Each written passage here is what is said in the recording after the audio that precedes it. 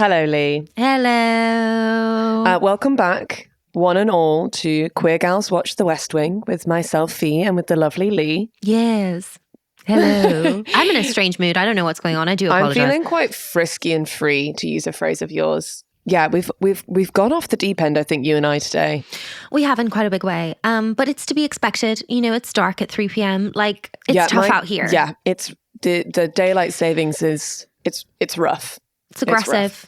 This week we will be discussing, and making some really interesting in-depth analysis, no doubt, of season 2, episode 11 of The West Wing, The Leadership Breakfast. Which immediately had me absolutely tantalized because it really gives the vibes of, the welcome breakfast in Miss Congeniality. Yes. Where we meet all the other contestants for the first time. That's kind of... I'm really upset that we didn't actually see the physical breakfast because I felt it would be fun. But many things were kept from us in this episode, which I will go into. Okay, so the leadership breakfast. They had me at breakfast. Yeah. I'm going to dive into the episode recap and just get this baby on the road. Let's do it. Stressful that the previously on is very election-based. I'm finding that personally quite attacking. We're really lingering on Bartlet losing the popular vote and also on his current approval rating. Yeah, I feel unwell. But also, President Bartlet has not had a huge amount that is serious to do for a few weeks. Correct. He's kind of been going on about fight songs. Yeah, he's been having a lovely time, and if he needs to knuckle down, then he needs to knuckle down. You know? We open in a freezing West Wing, and Sam and Josh are making a fire in one of the fireplaces. Very Day After Tomorrow vibes. We're all in our big coats in like a vintage feeling room. I love this reference for you.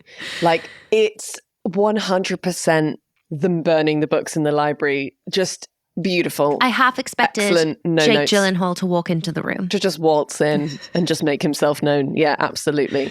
I love Donna's energy here, which is just like two men trying to build a fire and being like, we know about fire and wood, and her being like, I don't care. I didn't know that I needed a scene where Josh and Sam build a fire, but it really made my day. It's what I needed after last week, that's for sure. It's like a little kind of bromancy moment. Yeah.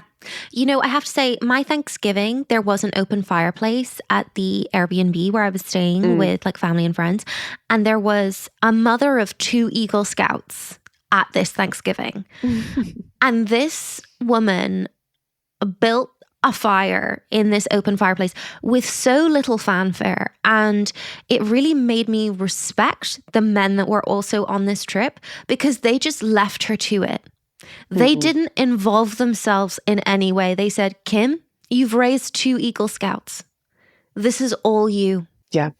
And I think that's key, which is, for me, the greatest fire builders are the ones who make the least noise. And as someone who's from a long line of great fire builders, like, it's not, there's no dithering, there's no chatting about it. You will silently do it, and you will do it with very little material. And that is the sign of a true job well done. Yeah. My dad will make a fire he's got like a little wood burner at my parents' house. He'll have like 3 sticks and a single pine cone. What can we say about Peter? He's an outdoorsman. He's a true outdoorsman. He is a true outdoorsman. My brother is also a tree surgeon. So like for him, like fire building is like almost like a spiritual experience. Yeah, absolutely. And the rest of us, when they are available, will choose not to engage in it. We'll step back. Oh, for sure. And offer up the space. Give space. Just like, I will literally leave the room. I am Donna in that moment. What we will say is that Donna in her outdoors wear is wearing this very cute kind of like very light blush coloured beanie. We love a blush beanie. Which looks gorgeous against her alabaster skin. Gorge. Was there like a very casual reference to Josh's childhood house fire? I really hope there wasn't, because it doesn't feel like something we should joke about. We've just come out of an episode that was kind of solely about Josh's response to trauma. And in the very next episode, as someone who lost a sibling in a house fire as a child, we have him immediately building a fire. Yeah. Which feels wild, but it does. I'll allow it. I just think that like the energy of this cold open was the tonic we needed, right? Yeah. Watching Sam Seaborn brandishing a kerosene lamp was healing to me. CJ and her team are in the Roosevelt room sorting the seating plan for some sort of event. I think the aforementioned breakfast. Yeah.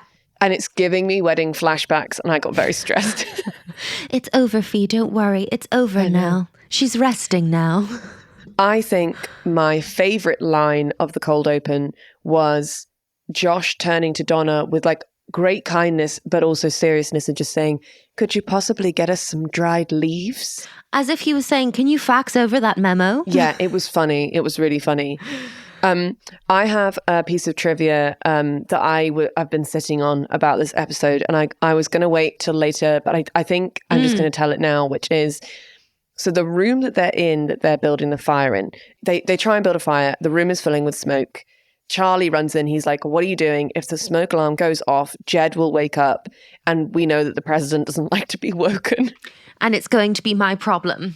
And meanwhile, Sam Seaborn is reading a little plaque by this fireplace, which it turns out the fireplace was like welded shut 100 years ago. Cue the fire alarm going off and us being like, "Oh no," but Jed won't get his beauty sleep. Mm-hmm. Now I was like, I feel like I recognize this set, and I feel like I've seen a fire in that set before. Oh yes. And so the fireplace that they're talking about, that they're like, "Oh, it's been welded shut for 100 years," was firmly in season 1 ablaze with a roaring fire on multiple occasions. And a more like kind of fun West Wing building trivia is they mention about this fireplace that it was like a favorite of President Andrew Johnson's. But when Andrew Johnson was president, the West Wing had not yet been constructed. So how could it have been his favorite room? Oh. So you're welcome for those tidbits, gang. It's what they come for, Leigh. They come for the hot takes and the tidbits. Anyway, so there's a breakfast. There is a big bipartisan breakfast. Because most importantly, we are so spiritually in January through this whole episode. It is so truly viscerally the new year. The conclusion of the fire alarm is just rounded off perfectly by we're having a little like team meeting in the Oval, and Josh is like, "Oh, like what was going on? Like, were you okay with the alarm going off? Because that was Sam's fault." And Jed's like, "They had me on the Truman balcony for 6 minutes in my underwear." And Sam Seaborn just goes, "Was it cold?" And Jed goes, "In January? No, why do you ask?" Something has happened to Sam Seaborn in this episode. I love where Sam Seaborn is going as a character. He's just becoming sillier and sillier by the episode. He was such a serious man in the first few eps. Oh, yeah. Flashing back to the days of Laurie. I feel like they just discovered that they had a comedic actor in Rob Lowe, which maybe they like weren't expecting or something. But he's just a funny fish. He's a funny guy. He's a funny guy. We also find out just from the kind of opening credits that there is a guest star in this ep, Leigh. Guest starring Felicity Huffman. Felicity Huffman of Desperate Housewives and obviously more recent media-based fame. Yes. Which we won't get into. Well, actually, we may. Maybe we will. So Leo, unsurprisingly, and as per usual, is incredibly busy. Yes. And a lot of this storyline that's on like the plate today is about like renaming some bills to kind of get them to be like a little bit more palatable from a media perspective. Yeah. I'm really not interested. Yeah. At all. They're kind of But that's like a plot point. So that's going on. Meanwhile, obviously, Jed is solely concerned with maple syrup. For sure, obviously. Not his legislative agenda, just no. More so concerned about the fact that it is Vermont maple syrup and not... We're serving Vermont maple syrup. And the fact that he's like, if it should be any maple syrup, it should be New Hampshire maple syrup. It's like, we get it, Jed. You're from New Hampshire. You're obsessed with New Hampshire. We get it. You don't have to mention it every week. Margaret is present just very briefly and has like one line. And then Leo, like after she says it, Leo just turns to her and just goes, I keep meaning to fire you. And this, I think, is what we're talking about when we're like, everyone's spiritually in January. Like everyone is kind of at the end of their tether at this point.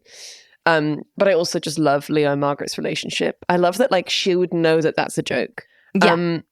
Then we do have a bit of an emotional moment because Leo just has a very respectful check-in with Josh. And just basically is like, by the way, how does it feel if I ask you how you are? I am, if it's okay with you, going to ask you that every day so that we can just have a check-in each day. Which phenomenal pastoral care. Yeah. Really good management. Yeah, for sure. Then he's like, I need you to go for dinner with Ben and Sally. Who are Ben and Sally? Yeah, cue Leigh and I, the chorus of Leigh and I being like, who are Ben and Sally? Luckily, friend of the pod, Christian, comes to the rescue yet again with trivia. Tell me. So, Ben and Sally, that Leo's referring to, are the Washington Post editor, Ben Bradley, and his wife is a columnist, Sally Quinn. Oh, so like a power couple of the news world. Oh my God. I would never be able to go to their house. I'd be too intimidated. Well, that's kind of where the storyline goes. Yes. So Leo's like, I need you, Josh, to go for dinner with Ben and Sally because Karen Cahill will be there. And I said something mean about her shoes and I need you to go and apologize on my behalf. Cue what I can only describe as an unhinged and deranged comment from Joshua Lyman. Leigh, please. And what stupid-ass Irish thing did you say to Karen Cahill at Ben and Sally's that you now need me to apologize for like a little girl? Josh's flavor of PTSD is so petulant and mildly misogynist. Wow. But I would also like to just slightly point out, Cahill, as I would say, is an Irish surname. Yeah. But I deeply resent this absolute slander on my people. I resent the phrase stupid ass Irish thing. Like, what makes it Irish? What, that it's drunken to the alcoholic? Is that what we're saying? Either way, Josh, I think you're on slippery ground. I would say that is very, very thin ice. The iced paper thinly. I do think it's funny that Leo McGarry made a joke about someone's shoes. I think that's quite funny. The whole scene between Leo and Josh is kind of weird. Leo's like, I can't go and apologize to her about saying something about her shoes. He says, it just makes me feel feminine. Yeah, it can this whole scene can kind of be summarized as, oh, women are so weird and crazy. Because he also goes, like, crazy. He's like, it was perfectly benign to anyone who doesn't take shoes that seriously. And as part of the shoe care community, I will say, if I was at a party and a random man felt the need to comment on what I'm sure were my fabulous shoes, I would take issue with that in a big way. Yeah. Received and understood. It's important to note here that Josh says, can I make Sam do it? And Leo goes, yeah, sure. And he does kind of, to be fair to Josh, we can tell that he's like more well than he was in the last episode because he does kind of clock himself and go, I heard it. And I do recognize that you were phenomenally cool about me nearly setting the White House on fire, but 12 hours ago. So yes, literally. Also, the heating problem that was going on in the West Wing, now miraculously solved. Is it just that they turn the heating off at night? Why was everyone there? That for me is a plot hole. Yeah. I thought we were going to have about to have like a really fun storyline where just the whole week, the heating, because the old plumbing was shit, that the heating system was broken for the whole episode. And so they were just all going to be freezing the whole time, which would have been really fun. Yeah. But we didn't, alas, we did not. But back to breakfast prep. So CJ is holding a meeting. Carol is at the table. Carol is in on the meeting. Love this for Carol. Carol is being given some more responsibility. She's got things to say. She's putting forward points. She's been given a seat at the table. Huge. Love this career advancement for Carol. But Leigh, we can't revel in that for too long because ding, ding, ding, ding, ding. Welcome a new character played by Felicity Huffman, just giving huge cunt energy. And we say that as the hugest of compliments. This character is so cunty, like you can do nothing but respect her. Yeah. And a flawless performance by Felicity Huffman. She plays it so well. She enraged me, but in the way that that character was absolutely supposed to enrage me. Yeah, I was furious by the end, which, you know, we will lean into in a big way. But I will note that I really enjoy our portrayal of Republicans at the moment. Yes. Because I feel like in this scene, her and Felicity Huffman's character and CJ don't see eye to eye. But like they're enjoying sparring with one another. Like there's a lot of like debate going on. She's being allowed to be intelligent. For sure. And it's not just like, well, I don't agree with your point of view, so we're at a stalemate.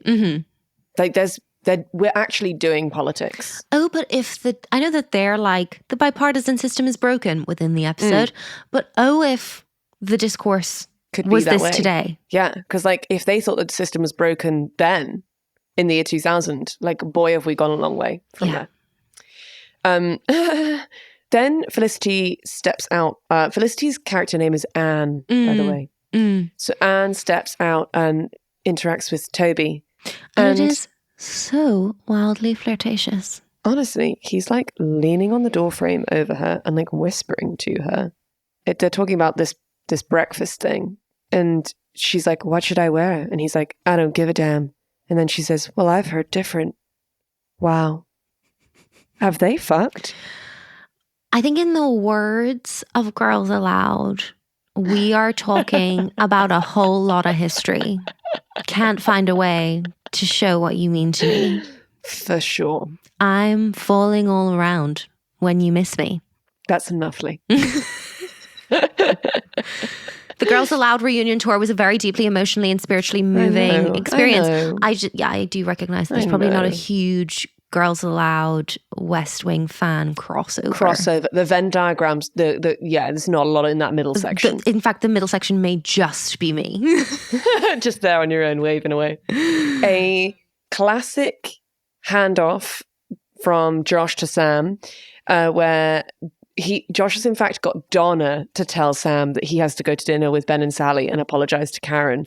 Because I don't know that Josh is actually confrontational.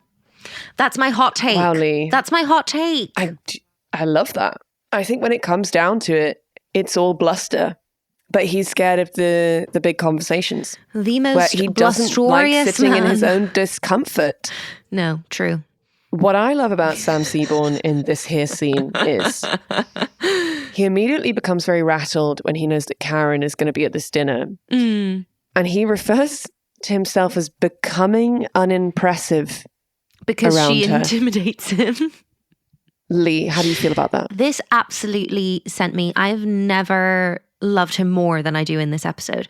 I do just also, again, though, need to stress that, like, I don't know how we got from where we started to where we are with Sam Seaborn. He says to Donna that he fell down in front of Karen once. Like, he's so rattled. He's like, every time I see her, like, I do something that's really embarrassing. And I get that. You know, for me, that was me every time I was in any kind of contact with a lesbian. Yeah, for a long time For a long time. Still time some today, like, with my girlfriend. I'm so clumsy around her. Anyway. I love the sign-off between Donna and Sam, which is Donna basically being like, well, why don't you just go get it, girly, and you do it. And she just looks at him, she goes, reach for the stars, Sam. And he says, I will. So earnestly. With such earnest truth. Yeah. And I laughed out loud for an extended period of time. Now, I'd just like us to take a moment to sit with Karen as a character. So yes. Karen is a columnist. Mm-hmm. So Karen is based upon a New York Times op-ed columnist, Maureen Dowd. Imagine being so iconic that a character is based on you in like a primetime Emmy Award-winning drama who specifically puts the fear of God into the most powerful men in the country. Well, she had a reputation, Maureen, for like making people nervous. But Leigh, what's more important is that Aaron Sorkin and Maureen dated. So we wonder why this character of Karen, who we never see, we never meet, but just everyone talks about how incredible and unnerving she is and how she makes them like really giddy. I'd just like you to think on that, if you will, Leigh. Can I just I leave you with will. that? I'll think about it in my spare time. I'm just going to leave that with you, actually. I'm just going to leave that with you. And I will be circling back. Toby is upset that no one wants to do politics at the pancake breakfast. Yeah, it's going to be a whole lot of small talk about nothing in the name of bipartisanship. Yeah, he's kind of having it out with Leo because he's like, these are some big ticket items. Like, we basically have like a free reign to talk about stuff that we don't get to talk about often because it's not the time. And then he and Leo just end up having like a really intense moment when they both talk about their failed marriages. Just two men talking about their failed marriages to women that to this day they both still really love. And in the words of Leo McGarry, because we loved each other and it was awful and we knew it was never going to change, ever. That as a sentiment made me feel physically ill and put the fear of God into me. It's a wow from me. Then Leo's like, oh, do you know Anne Stark, Felicity Huffman's character? And Toby just like looks down and he's like, I know her a little. And Anne is relevant because she is the chief of staff Yes. to the like head Republican that's going to be at this meeting. Yeah. So she's kind of like calling the shots with CJ because CJ's obviously like, okay, the breakfast will happen and then we're going to do this thing and then there'll be this press briefing here. And Anne is like, well, from like the Republicans' perspective, I'm like their spokesperson. And I like my guys want to do this, this and this. Yeah. So the tension is to be relieved by basically Toby taking her on a date. Yeah, Toby's like, I know her a little, which says so much and nothing at all. Now, conjecture. I think what we're looking at is either a full-blown relationship when they were much younger, almost like we dated freshman year of college vibe, or she was his one-night stand divorce rebound. Ooh. Oh, they're both very good. Okay. At the end of the episode, Leigh. Shall we make a call? We'll make a call. Okay. It's Tuesday and maybe Toby's on this date then? I will say for Anne Stark, her blow dry is impeccable. Phenomenal throughout. Yeah, so much volume, so much structure. Nice and flicky. She then gives him a gift of New Hampshire maple syrup. Yeah. Which is very funny and very sexy. They're getting very cozy, is all I'll say on the matter. Yeah. I've never seen Toby so relaxed. It's very it's a very different energy to what he had with Andrea. Yeah, when they went for lunch together. Because very he was very like buzzy around her. It's very interesting. We'll pop a pin in it and come back. There's a storyline which is about Sam wanting to free up office space in the West Wing. He wants to move the press corps to a different building across the road. Yes. He floats this with CJ, who's like, that's a terrible idea. And I'm like, I think that's also a terrible idea. Like, it's going to take, in terms of like information being passed It also quickly. it does look really bad. What CJ says is true. It's going to look like the administration is trying to hide stuff from the press. Yeah. What I'm thinking, Leigh, is does Sam want to free up more office space so that Ainsley can sit closer to his office? We've not seen Ainsley in ages. Yeah. 2 episodes. 2, 3? It feels like a lifetime. I miss her. I miss her. But Bring yeah, her back. I love that as his reasoning, his kind of impetus, if you will. Yeah.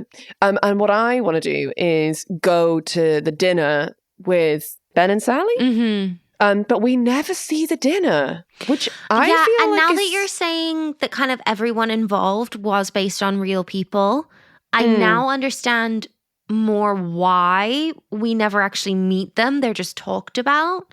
But like, why include it at all if we can't meet any of them? Do you know what I mean? I think sometimes it's fun to have like characters that are always referenced but you never meet. I think that can be like quite fun. But I think if I knew the reference of who these people were, I'd probably be like, oh my God, that's so fun that they're like referencing them. That's true. But what earthly human is going to get all of those references? Aaron Sorkin. Yeah. Now, while Sam is telling us about dinner, where he was like, I thought I did really well. I was talking about all these things. I was talking about nuclear silos in, is it Kurdistan? Yeah. And then he was like, oh, wait, no, I didn't say that. I meant Kazakhstan. I definitely said Kazakhstan. And then he like gaslights himself and he's like, oh no, I think I said the wrong country all night. It's happened again. Meanwhile, I'm not really listening because Donna looks amazing. She's got a gorgeous lip on. Yeah, like a dark lipstick with like a kind of silvery blue silky blouse. And people simply must stop leaning on door frames in this show. Truly. I'm going to have to bring door frame leaning more into my own life. Yeah, I think I can up my game with it in a big way. Meanwhile, Toby and Anne are still at it.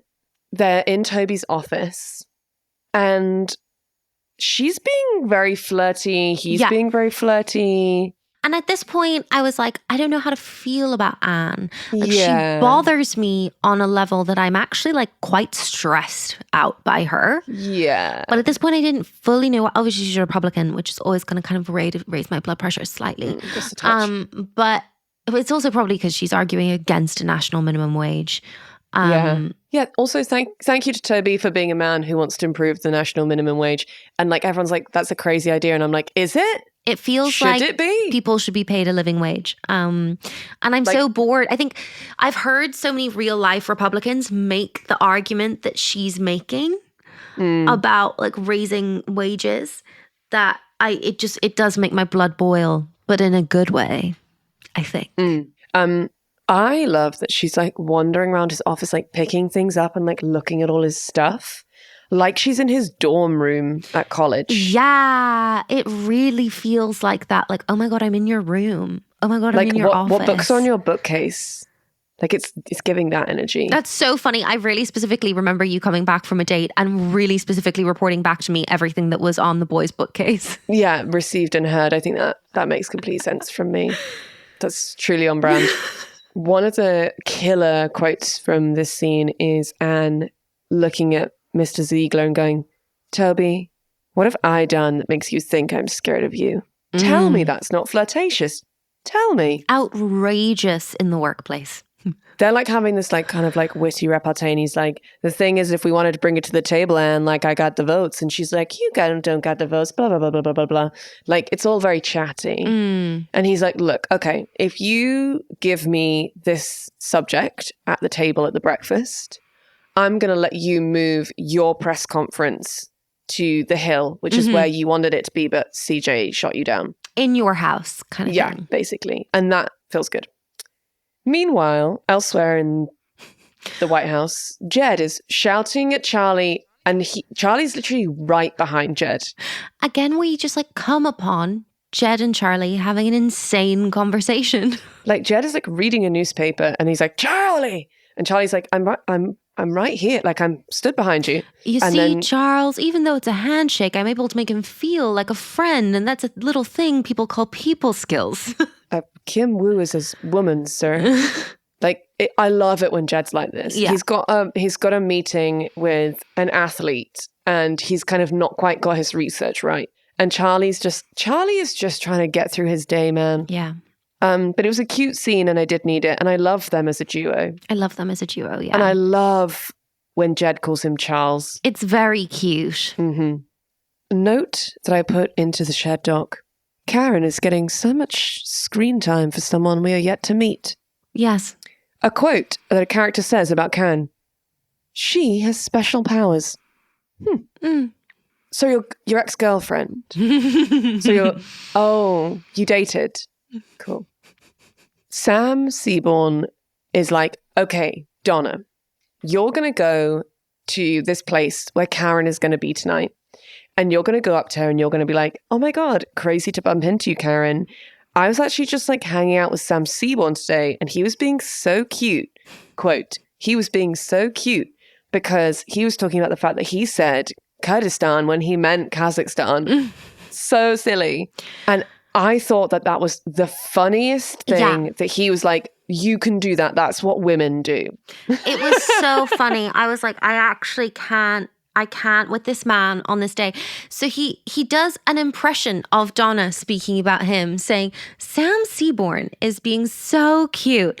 And I would love like an Inside Out style, like Pixar look into Sam Seaborn's brain and how he believes women speak to each other when men are not there.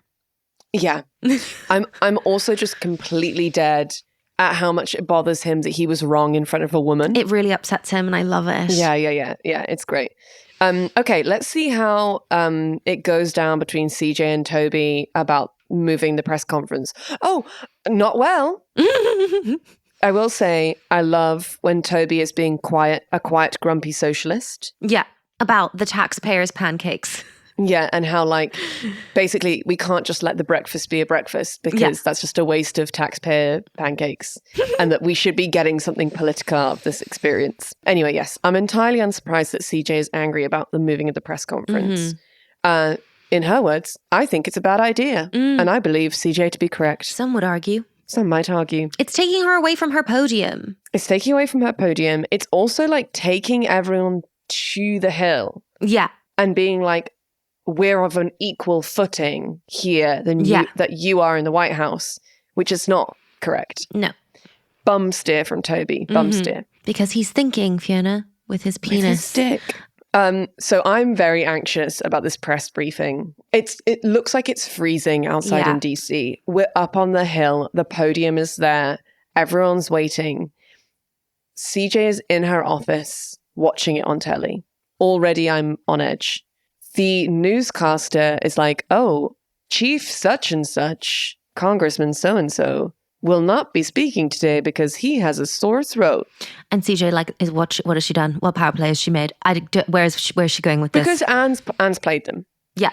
She's played them like a fiddle, which is that, like, she was like, oh, I've got my big ticket boss man. He wants to speak. He's not going to do it in the White House. He wants to be up on the Hill. So Toby's like, you can have that. And gives it to her. She then removes him. She makes her boss go, I'm sick. I'm sick.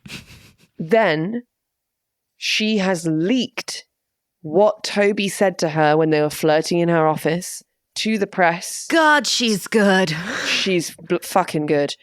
So that when we're at this freezing cold on the Hill press conference that no one wanted to do with the one guy that wanted it who's called off sick, dropping like a personal aide to the president from the White House commented this. And it's word for word what Toby said when he thought he was off the record and he was not. Like, was she wearing a wire? How did she remember it word for word? It's honestly fascinating because then Toby and CJ like have it out because CJ's like, this is exactly why I make those calls. Then there's a really tough dressing down from Leo. One of my Toby. favorites, one of my all-time Leo dressing downs. He says, we can't put a fork full of waffles in our mouth without giving up the ball. And I would just like to take a moment for Leo's use of the sports metaphor for sure, as a character motif. It's a lovely thing that kind of keeps coming back for me. Because in many ways, he is the team's coach. He's just the coach. The coach. Leigh, you asked in the shared doc, do you think Felicity Huffman's character is going to be a recurring guest star? Almost like a Hoynes counterpoint. Yeah. As like a new antagonist. Because we've seen head nor tail, neither head nor tail of Hoynes, really, since Jed was under anesthetic, really. I think she's going to live in the same circle of influence as like Stockard and Ainsley. Yeah. Like we're bobbing in, we're bobbing out, but like we're not a series regular. So after this like monumental balls up, we have an amazing little squad corridor scene where it is Josh, Sam, Toby, and CJ. And they're just stood all facing one another, like talking strategy. And the camera is just circling around them. Creative and problem solving. So cool. And it's a really, really cool. And it's them being like, and break. Like, it's very team. Good. Go team. But Leigh, why would we revel in these long-running relationships that have been built over 2 seasons that have gone through real ups and downs when we could talk about Karen more? The character we've never met and don't see. and it's based off Aaron Sorkin's ex-girlfriend. Who, much like Toby, he is clearly still in love with. What I will say is that this story thread is very funny. So Donna did go and talk to Karen. And she's like, she comes to Josh's office and she's like, oh, Josh, there's some mail for you, and like passes over an envelope. And then Sam's like, oh my God, did you talk to her? Did you talk to Karen? And Donna's like, yeah, I talked to her. Like, actually, I think I was like very eloquent. I think I came across really well. And then Josh walks out into the bullpen and is like, Donna, are these yours? And holds up a pair of underwear. I'm holding your underwear in my hand right now. The reason that I know they're your underwear is that your name is sewn in the back, which of course we'll talk about at a later date. Very fun. So there is some trivia on this from friend of the pod, Christian. The underwear falling out of the pant leg stuff was probably inspired by the fact that Emily Proctor, who plays Ainsley Hayes, actually had that happen to her while she was meeting with one of the executive producers of The West Wing. Yeah. Oh my God, that is so funny. But also that it was her. Like, I love that for Emily Proctor. Yeah. Yeah. I also did not clock that Emily Proctor, Ainsley Hayes, is, you know, when Joey is like working as a perfume spritzer, what I used to do in Friends. She's the girl. Oh my God, she is. That ends up going out with the other cowboy. With the other cowboy, yeah. Oh my God. She's in like a tartan, like really tight top. Yeah. Oh, but you've cracked that open like an egg. Yeah. That's great.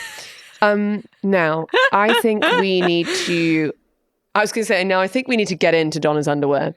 What I mean by that is... We don't mean let's get into her pants. That's not what we mean. What I mean is I would like us to debrief. We need an in-depth debrief, if you will. Yeah, pun intended. Now, the choice of underwear is impeccable. It's such a work underwear moment. It's a well-washed pair of white cotton pants. Underwear. Americans say underwear, right? Yeah. We'd call them pants in the UK because it's confusing. But it's just a simple white underwear, cotton underwear. So there's just absolutely no confusion that this is not a sexy moment. No.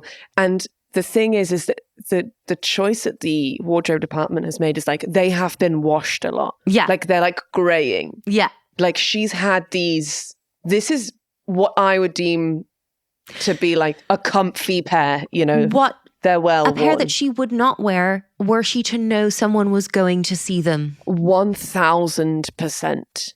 And so when they are brandished by Josh Lyman, who she, let's face it, has a crush on. Is in love with, I would say. Yeah, let's call it what it is. Imagine. Like it's brutal. It's so good. It's really no notes. No. Thank you. Yeah. I shall move on. It's time for CJ to tell off the boys. She's very done with everyone today, and I do think that that's fair. Yeah, absolutely. And I love that we're having a moment of like, no, CJ has been right through this whole episode. Mm-hmm. And maybe we could start listening to CJ more often. Yeah. CJ's like, hey, Josh, were you like just holding some women's underwear? And I must say, I think it was very nice of him that he did not share Donna's story. He took the fall. He played on his own Lothario image for the sake of Donna's dignity, because Donna respects and admires CJ, and she would not want CJ knowing that. Now, CJ's about to go and do a press conference to kind of basically damage control Toby's fuck up. And I would just like us to briefly discuss Leigh. As she goes to step through the door, Josh, to pep her up, goes, heat him up. Heat him up. I really enjoy it. I do enjoy it, but it's one of those crazy things that Josh says that you're just like, I don't know how you think you can get away with saying that.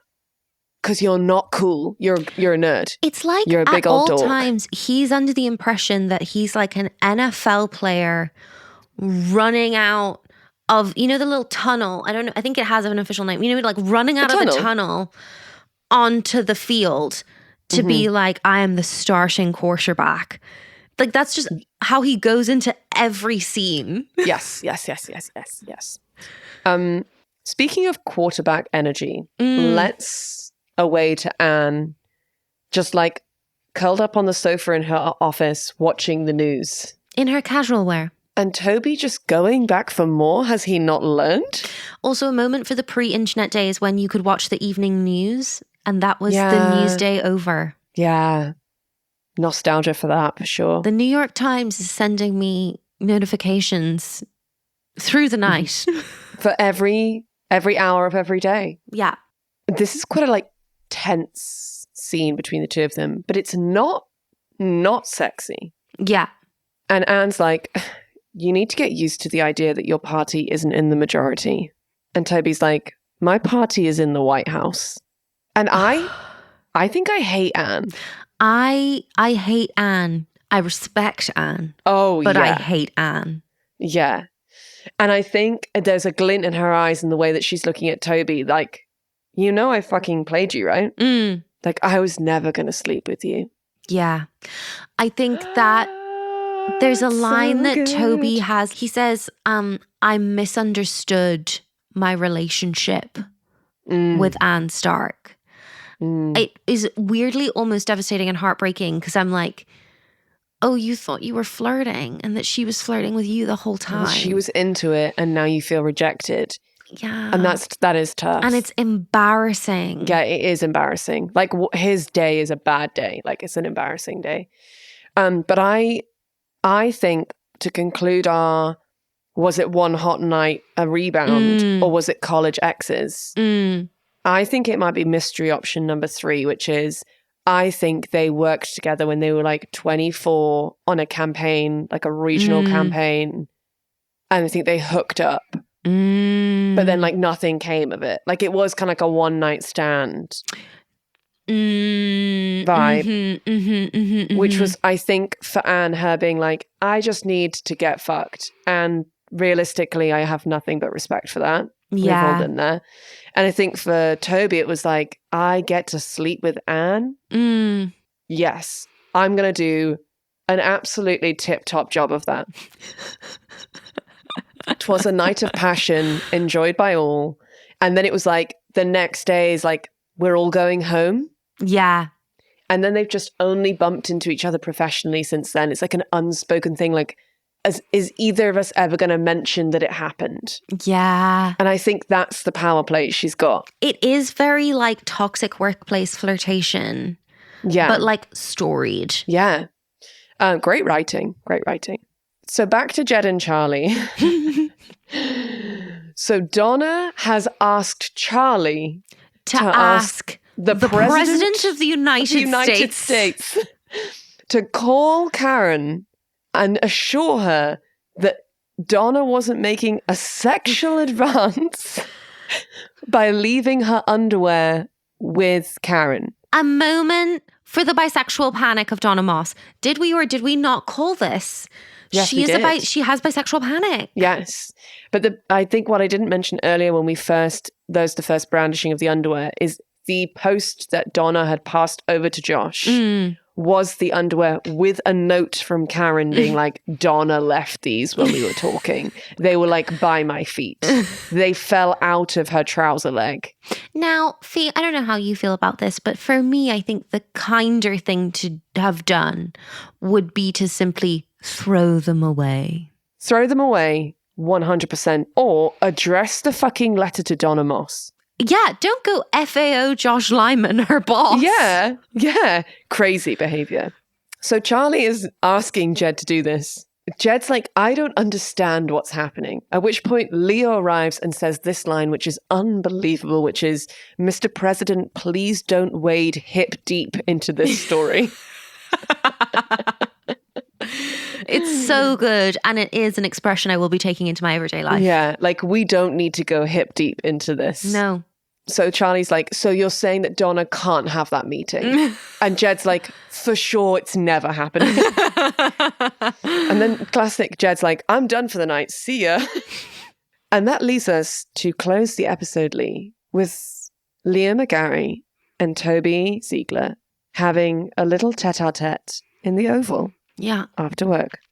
I would like the record to show that in this scene, Toby says, that all of this could have been avoided if he'd listened to CJ.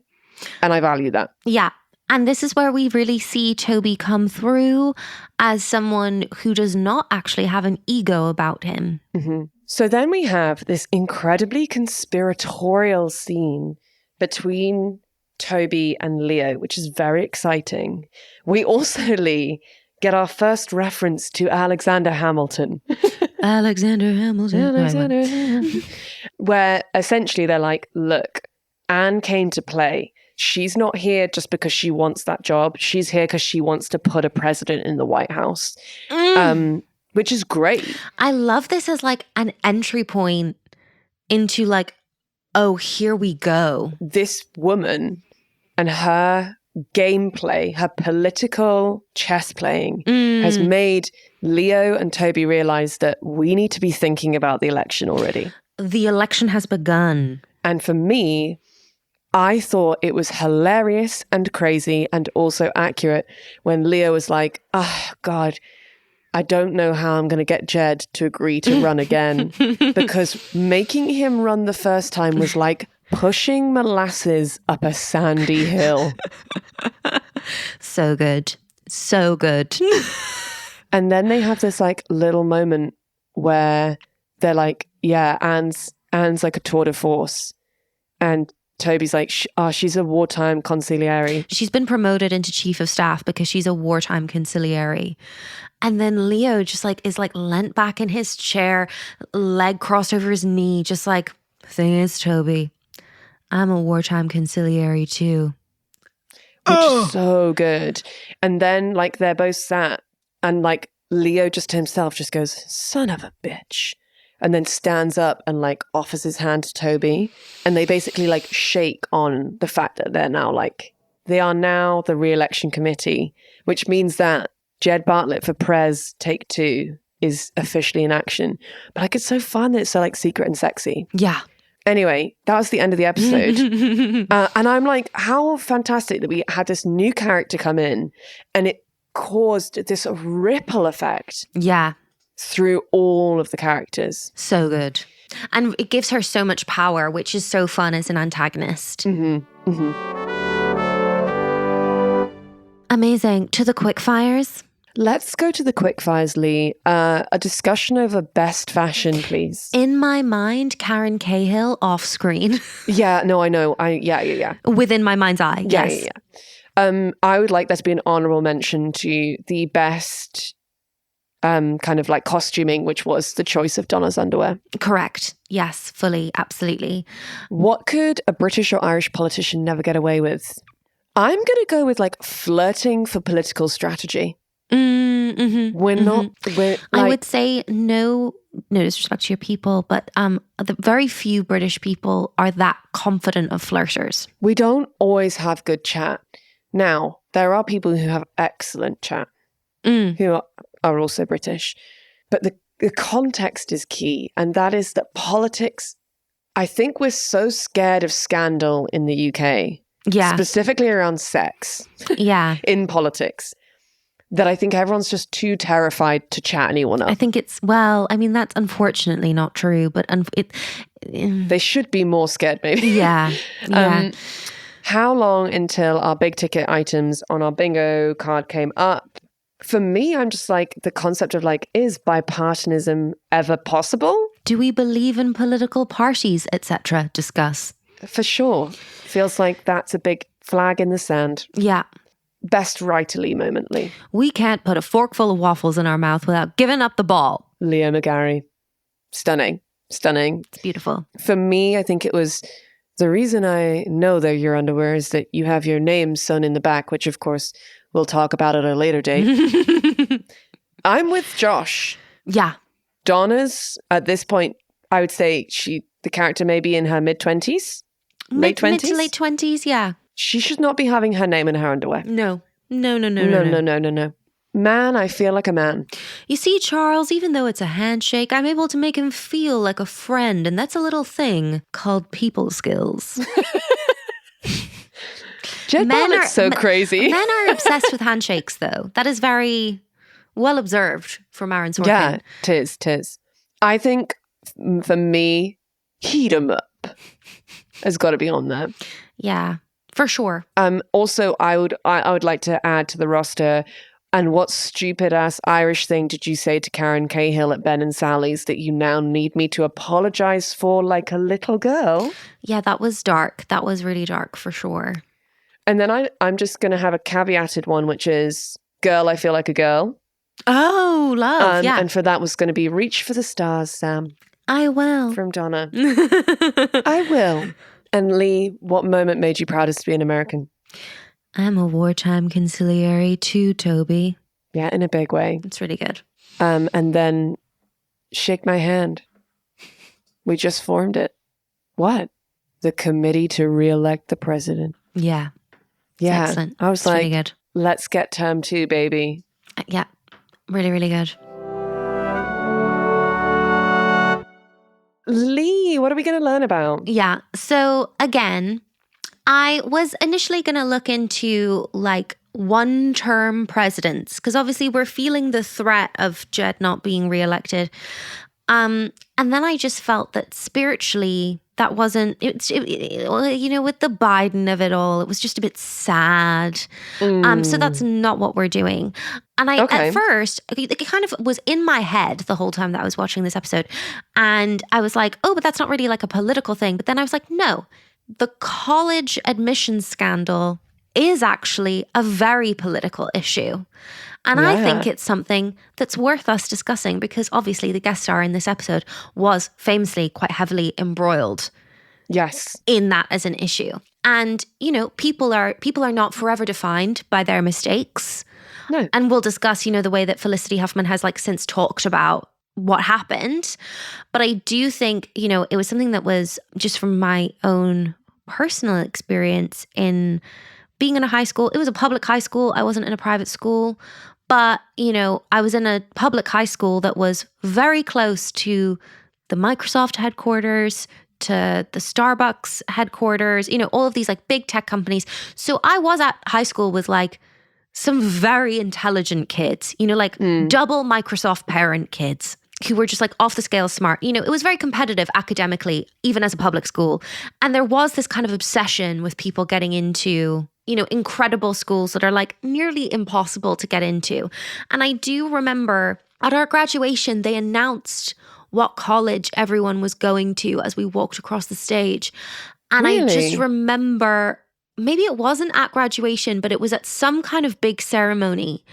And I just remember feeling it was so antithetical to my personal values that, when a big, important, serious school, like someone was going to Brown or they were going to UCLA or Stanford or whatever, there'd be like a huge cheer. And then when it would say like the local community college, it would kind of be more polite, And for me, that is just like so, again, especially when it's like such an economic issue. So for me, my point being, I think actually, although this is kind of like a celebrity scandal in some ways, it's actually telling us a lot about like the politics of who gets, because all of these characters in the West Wing all have been to these schools. We've checked their alma mater, all of them. CJ went to Berkeley, Josh went to both Harvard and Yale. And you got to believe that like most of them probably, were like legacy alumni,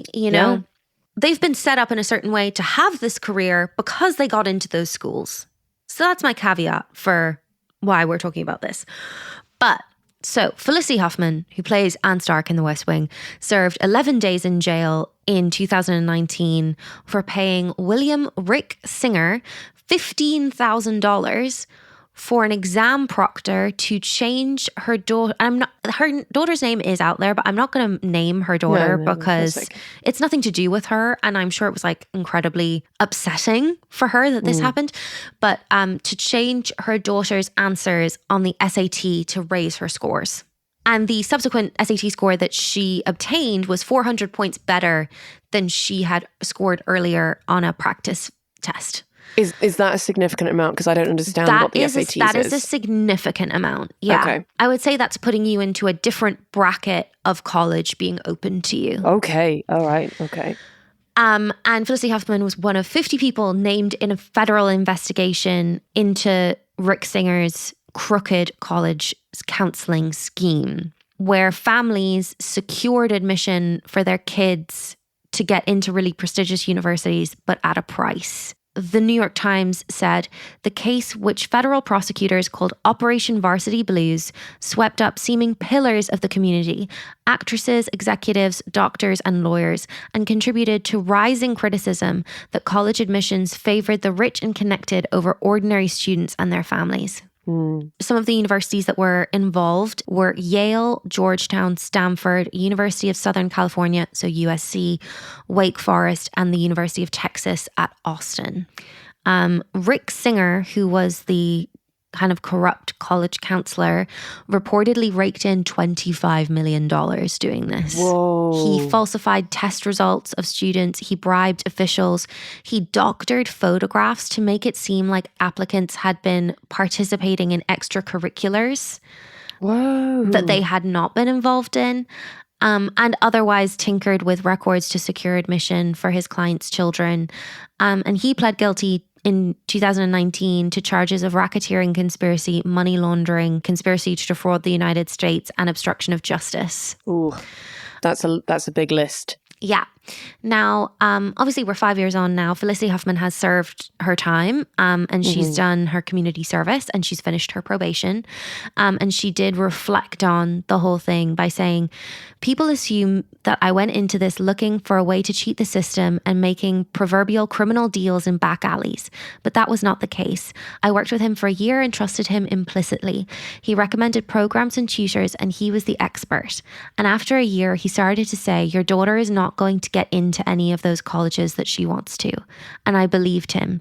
When he slowly started to present the criminal scheme, it seemed like, and I know this seems crazy, at the time that was the only option to give my daughter a future. I know hindsight is 20/20, but I felt like I would be a bad mother if I didn't do it. So I did it. It felt like I had to give my daughter a chance at a future. And so it was sort of like my daughter's future, which meant that I had to break the law. Really interesting, isn't it? It is really also fascinating. In terms of like it's, I feel like for me that's expanded the con a little bit more as well in terms of like reinforcing to this very high echelon of people who have a huge amount of money that your child will amount to nothing if they don't have that college on their CV. I was literally about to say, it is absolutely fascinating to me that for someone in this type of, and listen, I'm a very privileged person. I've been very lucky with the education I've been able to receive. But it is fascinating to me that somebody in this position of privilege sees it as so life and death that their kid needs to get into one of the most prestigious universities in the world, or she's not going to have a future. Yeah.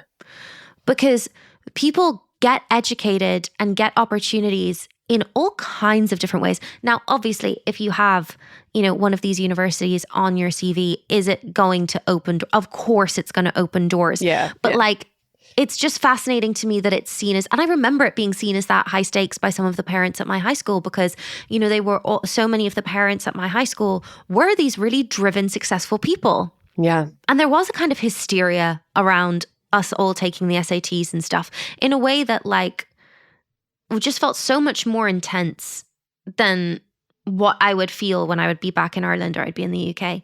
Yeah. It feels like, obviously because America's such a huge country, there feels like there's such power. Certain universities hold such power in different industries. Yeah. And in the UK, I don't think that's as pervasive to the young people who are taking their A-levels. So in the UK, we have what's kind of colloquially known as Oxbridge, which is Oxford and Cambridge, which is like up on a pedestal. Yeah. And then you have this group that's called the Russell Group, which is a group of the top 24 universities in the UK. And that's like kind of looking at things like researching, teaching, that sort of stuff. So when you're at sixth form in the UK, so it's like you're doing the qualifications that you need to get into higher education to go to university. There is an amount of pressure on getting into a good uni. Yes.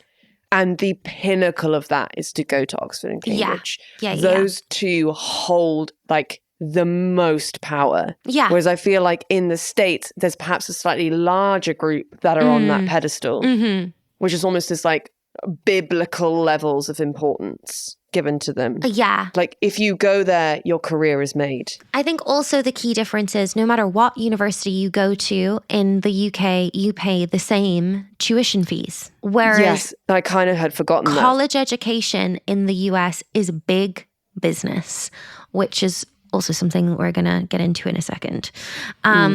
Felicity Huffman also tells a story about driving her daughter to the SATs and her daughter being really stressed out about going to the SATs, but knowing that it would be fine because Rick Singer was going to fix her score. So Felicity Huffman knew Rick was going to fix his score, but her daughter didn't. Yeah.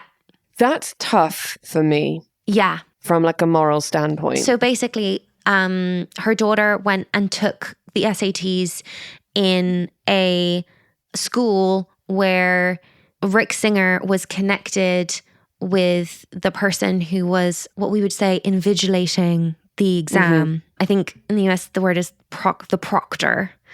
And the proctor doctored the score and changed answers because that person was in Rick Singer's pay pocket. Group. And that was planned in advance. So that is the crime that Felicity Huffman committed, was making that plan. Yes.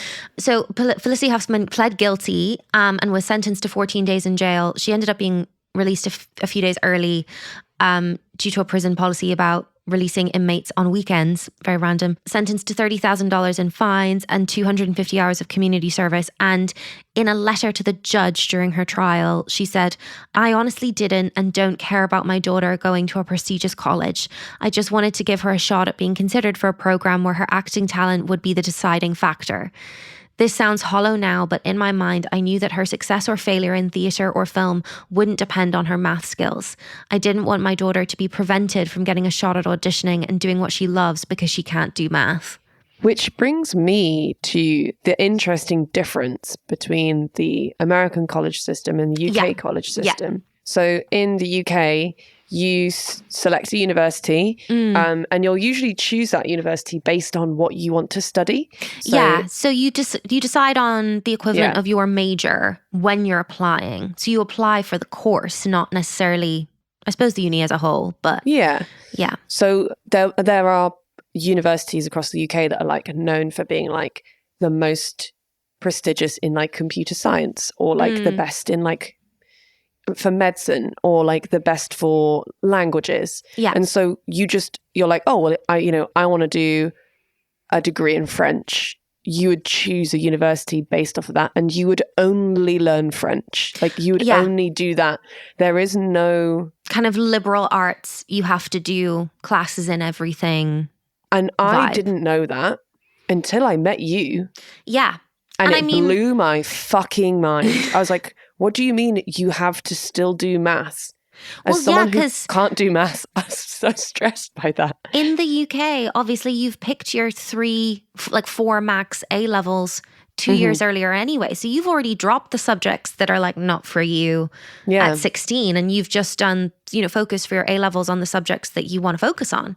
Yeah. And, for this exact reason that Felicity Huffman is talking about, I got into much more prestigious UK universities. And I struggled a lot more applying to American universities specifically because of maths.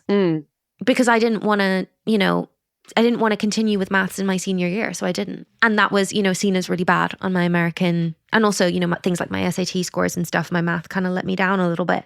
But, obviously, when I was applying for our theatre course, to use a Tobyism, they could care less. Yeah. By which, of course, we mean they couldn't have cared less. But, in 2023, Felicity Huffman did say, "I think the people I owe a debt and apology to is the academic community and to the students and the families that sacrifice and work really hard to get where they are going legitimately." So on the one hand, I'm like really sympathetic, right? There's lots of different types of intelligence and not everyone is going to be as smart at everything as they are at their passion, And it can be really scary when you're like, this thing that my brain doesn't work that way is what's stopping me from achieving my goals. But then you also have to look at it from the other side of, there's somebody that legitimately got that score who maybe doesn't have the resources to pay someone 15 grand to do that for them. Yeah. And why do you deserve a place more than they do? Mm. And then we get into a place where we're talking about entitlement. Like, it's like there's something about your identity that's like, my kids go to this type of school. Yeah. And everyone in our family has always gone to this type of school. Yeah. Or I want my kids to go to the college I went to. Yeah. Huge. Now, Felicity Huffman did her court-ordered community service at an organization that helps formerly incarcerated people find a new start, and has found that to be like a really powerful experience. And she still works with them now. She sits on their board of directors. It's called A New Way of Life. And Susan Burton, who is the founder activist of that organization, says Huffman is one of the most beautiful people I've met in my lifetime. I know that she's had a hiccup, but it's not about the hiccup. It's how you come through.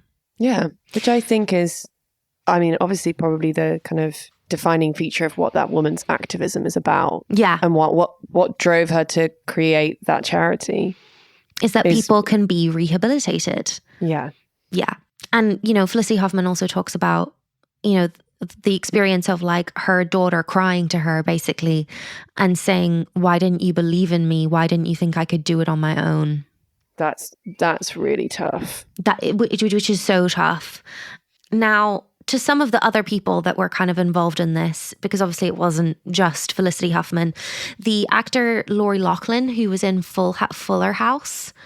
Yes. So she and her husband agreed to pay bribes totaling $500,000 in exchanging for having their two daughters designated as recruits to the USC crew team, despite the fact that they did not participate in crew as a sport, thereby facilitating their admissions to USC. And this is the other thing, is that there's a completely different admission system to these colleges if you can get in as an athlete. If the university wants you for a sports team, there can be a lot more flexibility with your academic ability. Okay, that's interesting. In order to gain admission. Because, you know, college sports in the US is big business. So there's like kids getting totally authentic and genuine sports scholarships, which, you know, you can have a conversation about like, why should somebody with athletic ability on the basis of athletic ability alone not have to rise to the same standard of academic achievement? That's a conversation that's like a kind of a separate conversation. But then what you have is these really privileged families through this man using that loophole in the admissions process to pretend that their kids are being recruited specifically for athletics when they are not. I find that much more offensive. Yeah. Not like, I mean, it's all bad. There's no good side to this. But I think like if that system is there, you know, colleges who are really into certain athletics or sports, like if you say you can row to a college level, you've got to row to a college level. Yeah, but I mean, there will like, be people who have been working since they were like 10, 12 to be the quality to get that position. And I know that there'll be people who have been working since they were 12 from an academic perspective. Yeah. I don't know. It feels more brazen. It's a bigger lie in some, like you've literally doctored photographs in some cases. Yeah. To make it look like it's your kid on a team. Getting someone else to sit a test or changing the marks or answers on a test is like one kind of lie. But I think for me being like, here's footage where we have like used Photoshop to show you do like that feels but also so brazen. The thing is, the universities are not necessarily under any illusion that this is real. So they're in on it too. So the coaches in some cases have also been prosecuted. And they've always known that these students are never going to be on the team because they're not of the quality. But of course, they then receive a sizable donation from that kid's parents to their program. And so a lot of this is actually driven by fundraising efforts on behalf of the universities because they're like, we can get some cash out of these parents. It's so fascinating. I think it's so interesting. Like the system's so fucked. So Lori Loughlin, who was the Fuller House actor. So what was different there is obviously both of her daughters were aware that they were being put forward as crew athletes when they had never rowed crew in their life. And one of her daughters did speak about it on the Red Table Talk in January 2020 and said, we had the means to do something and we completely took it and ran with it. It was something that was wrong. On paper, it's bad. It's really bad. But I think what a lot of people don't know is my parents came from a place of just, I love my kids. I just want to help my kids, whatever is best for them. I worked my whole life to provide for my family. I think they just thought it was normal. And you know, when you're like, yeah, but parents without 500 grand spare also worked their entire life to provide for their family. Yeah. They just didn't happen to get cast on a huge network show. It's a really interesting perspective of privilege and how that affects your worldview or how it narrows your view of life. Did I think that my life was over when I got my exam scores back and I had missed my Cambridge offer by 1 point on what I needed to get on my exams? Yes, obviously at 18, I thought my life was over if I didn't go to Oxbridge. Of course I did. It was not. In many ways, I ended up where I was supposed to be. And I think it's just it's this idea, which is obviously all of these people are very ambitious. They wouldn't be as successful and have the money that they have were they not ambitious people. But it's then putting that and being part of my identity is where my kids go to college. Yeah. And I think the biggest lessons I've learned in my life have been when I failed. I completely agree. And I think that it's really important actually to have a big, scary first failure before you hit 25. Yeah. Because it's so much harder to handle it if it's happening to you for the first time as a grown adult. I think between 18 and 25, you need to have a moment where you're like, I've not achieved this thing that I wanted and I worked for. Oh no, this appears to have gone wrong and not worked out my way. Yeah. And also just to know that sometimes things just don't work out. I think the big useful failures in life have been but I did everything. I did everything how I was supposed to. I worked really hard. I learned the things. I did them. I did everything that the book tells you to do. And I didn't get it. Yeah, because it teaches you humility. Yeah. Oh, this is such a juicy topic. This has been so interesting. I wasn't able to stop. And I feel in a way I'm there's a world in which are we more compassionate towards Felicity Huffman because she's a very beautiful white woman. Mm-hmm. We probably are. On the other hand, I maybe did have a sense of guilt that I was thinking about it so much while watching this episode of television, because obviously no one is defined by a mistake that they've made. Yeah. But I couldn't stop thinking about it. So just to take USC as a specific example, obviously USC is really, really hard to get into. About 9% of undergraduate applicants get in. So just to take an example, energy and telecom mogul Sarath Ratanavadi, who's one of the richest men in Thailand, wanted his son to attend USC. And the admissions officer termed his son a mediocre student at best, with grades at a Bangkok private school, which USC worked out was kind of the rough equivalent of 4 Ds and 2 Fs. Okay. But after his dad donated $3 million to the golf team, a special admissions committee for sports recruits admitted the teen as a walk-on golfer. The golf coach, Chris Sambry, sent an email saying, I don't think there is any way he will contribute to us winning or losing, but his dad is now a huge supporter of USC athletics. He wrote that down in an email. Wow. The LA Times did an investigation and found that USC was quietly offering wealthy and well-connected families an alternative path to admission. So this is, again, the school that both of Lori Loughlin's daughters were theoretically on the crew team. They were offering an alternative path to admission with much lower academic expectations and an acceptance rate of 85 to 90%. Whoa. And internal records show that USC fundraisers were expecting significant donations from families of students who were admitted in this way, and even in some cases were very angry when that money failed to materialize. Wow. Whoa.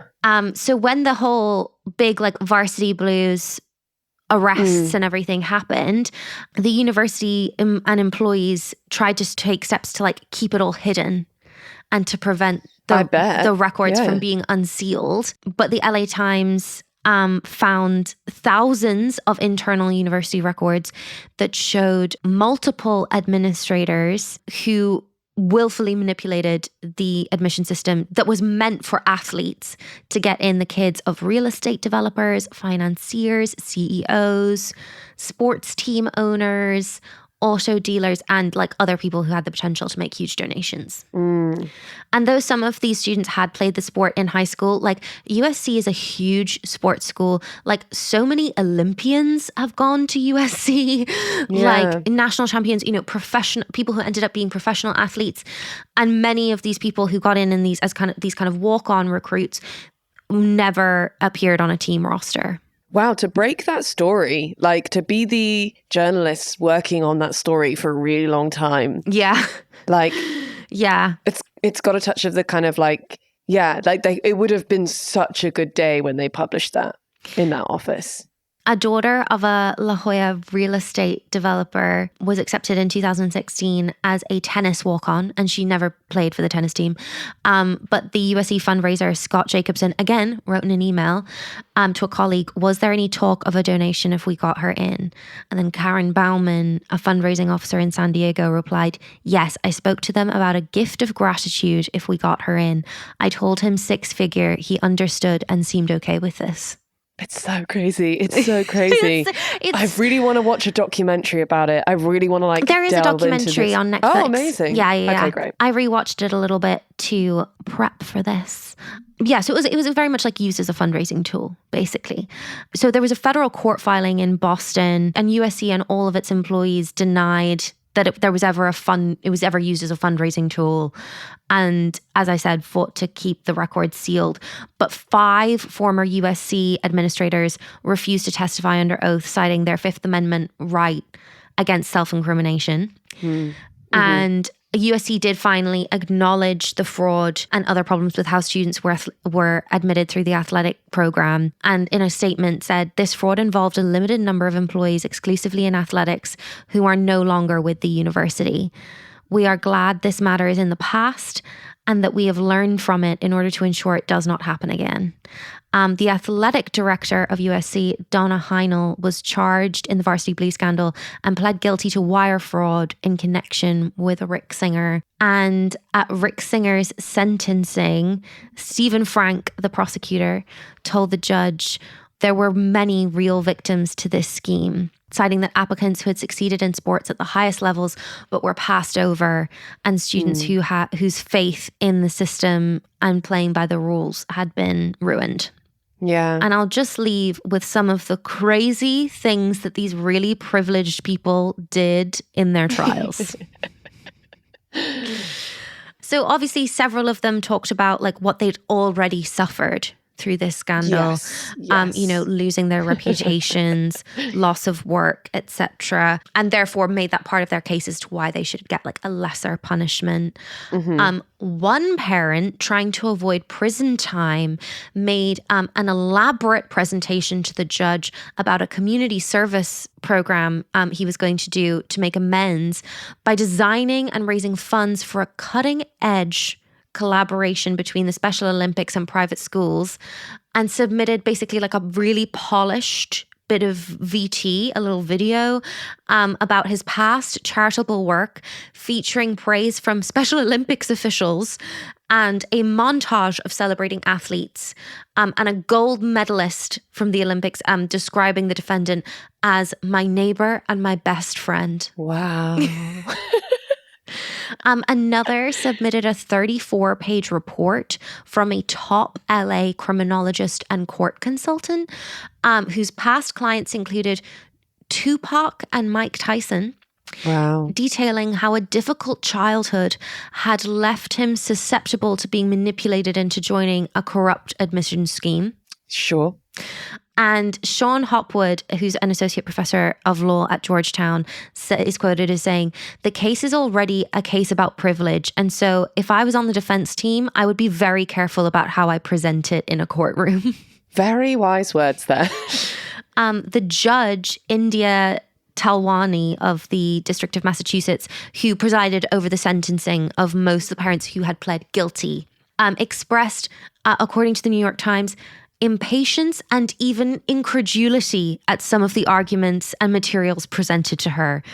Because the guy who wanted to make the project with the private schools and the Special Olympics told the judge that his proposed project, in which private school students would play sports with children with disabilities, would bring, quote, the value of inclusion, anti-bullying, and diversity directly to independent school children who are the focus of this case. Judge Talwani stopped him, saying that the remarks were about as tone deaf as I've heard. I have a lot of time for the use of like incredulity. Yeah. Because I think we're not using the term incredulous enough. We're not. I think many of these people deserve our incredulity. Truly they do. The guy who had gotten in, the LA criminologist and court consultant, he was a Los Angeles businessman who had acknowledged that he had arranged photos of his son posing in freshly purchased water polo gear in the family pool as part of a $250,000 scheme to get him admitted to USC by passing him off as a recruit for the water polo team.